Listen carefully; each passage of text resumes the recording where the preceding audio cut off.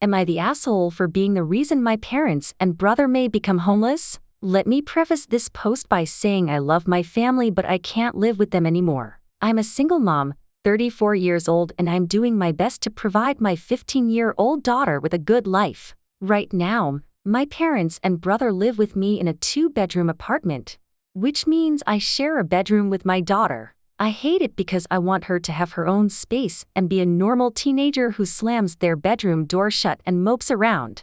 It's not possible because my parents use the other bigger bedroom and my brother sleeps in the living room. My parents are extremely religious and believe God will send them a miracle and they'll have a wonderful, money-filled life soon. The thing is, they've been waiting for this miracle for more than 10 years now. They've been given prophecies and dreams that indicate that God has something big in store for them. In the meantime, my dad lost his job and doesn't work. Why mom doesn't work either. Every time I ask them when God will be delivering on those promises, they say soon and we just have to be patient. The sad thing is they really believe all that bull. I'm so tired of living with them because we don't get along and my mom and I are regularly in some argument about the dumbest things. I get treated like a child and neither I nor my daughter's opinions are taken seriously.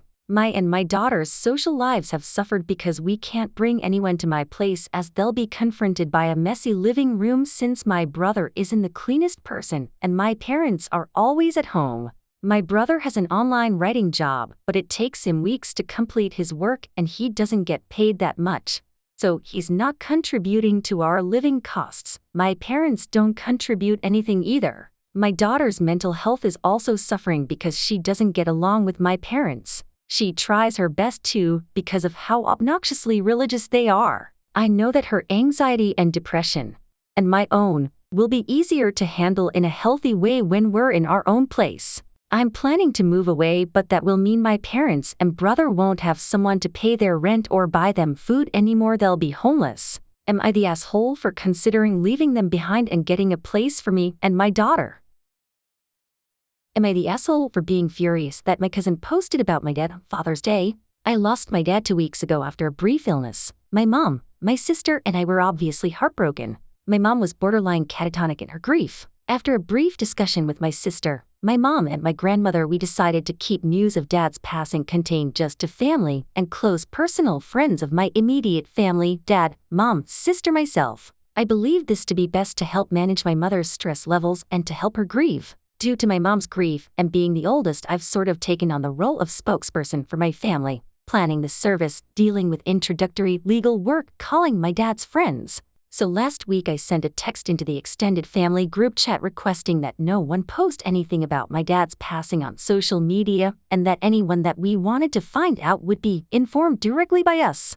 I also made it extremely clear my mom, sister, and grandmother were on the same page regarding social media. The service came and went and was obviously extremely hard on my entire family, especially my mom. Obviously today being Father's Day was another hard day, and we planned a quiet day. However, that was ruined by my cousin. She decided that in addition to posting a tribute to her dad, she posted a message about the loss my dad, her uncle, as well. Me, my sister, and my mom received a massive influx of calls and texts, which greatly upset my mom. I was more annoyed that people haven't seen or spoken to since high school were now acting like my best friend. However, the vast majority of my anger was reserved for my cousin. I sent her a text in the family group chat furious at her for ignoring plainly stated wishes regarding social media and for upsetting my very fragile mom.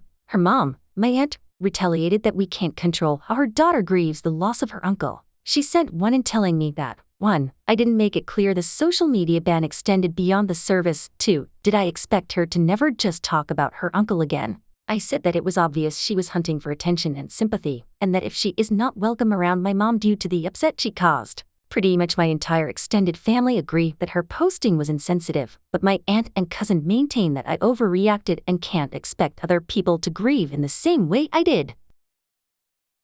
Am I the asshole for asking my fiance to make his parents get up early? I am 32, getting married in less than a week to my soon-to-be husband. He's 34 years old. On the day itself, I'm planning on getting ready with a few friends at home.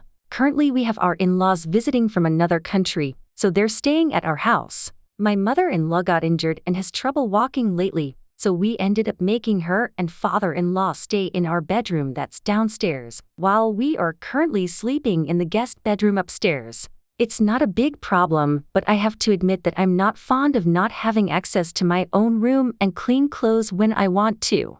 I'm very independent, so being dependent on other people's schedules has always bothered me. I don't need a lot of sleep, so I go to bed late and early. My fiance and his parents are opposites.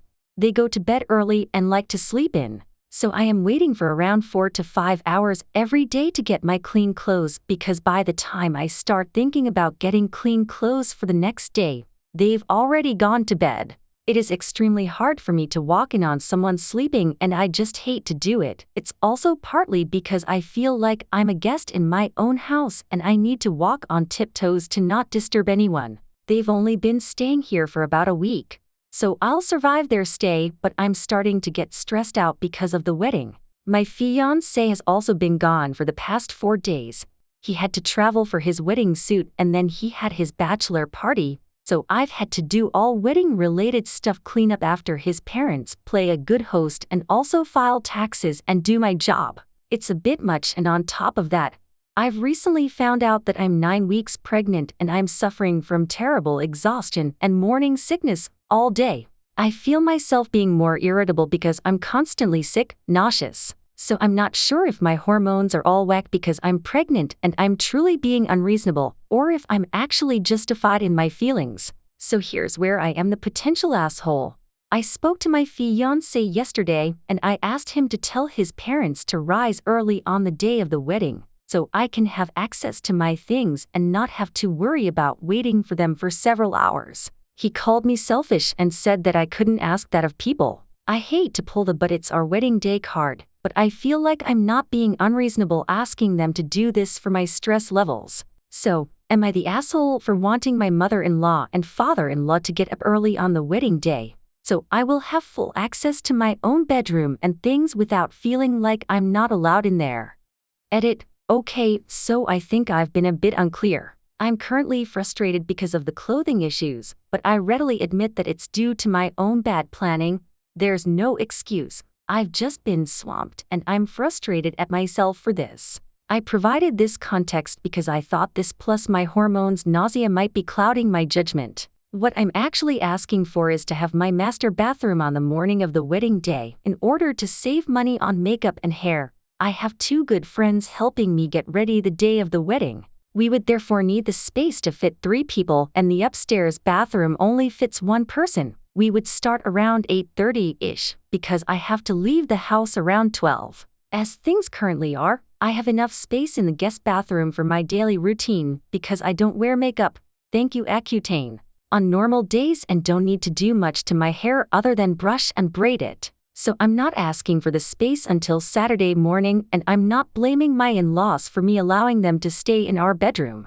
They are wonderful people, but they have lived incredibly hard lives, and this is their first vacation in 20+ years, for family, economic, and health-related reasons, which is why I have been hesitant to be anything but accommodating towards them. I hope this clears things up a bit. Second edit. I am not on Accutane currently and haven't been for more than 6 years. Accutane is extremely potent and very dangerous to take if you're trying to become pregnant or if you are pregnant. If you have a doctor that doesn't test you for pregnancy regularly while you're on Accutane, then you should really get a second opinion. First of all, thank you all for your comments and advice. It really meant a lot and I followed some of it. I talked to my in-laws yesterday evening and asked if they would mind terribly to spend the night before the wedding at my own parents' place, since they are driving with my parents to the church anyway. They were super gracious and didn't mind one bit.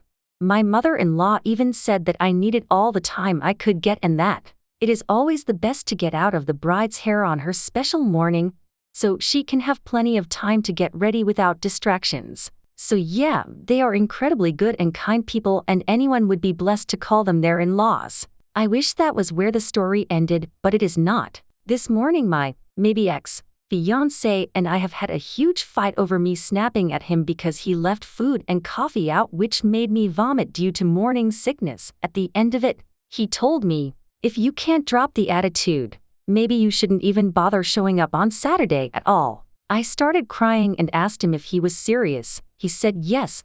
So I started ugly crying, sobbing, and asked him again if he was serious. He said yes. I asked him again if he truly was serious and if that was how he truly felt. He said yes again. I'm still sobbing the entire time, but I somehow managed to get the words out that I was sorry he felt that way and that he didn't want to marry me anymore. I told that since he felt that he didn't want to marry me, he should have his ring back. So I gave him the engagement ring back and he just didn't react at all, absolutely nothing to read on his face. It was like he didn't care at all and I wasn't even there. I've been driving for a few hours.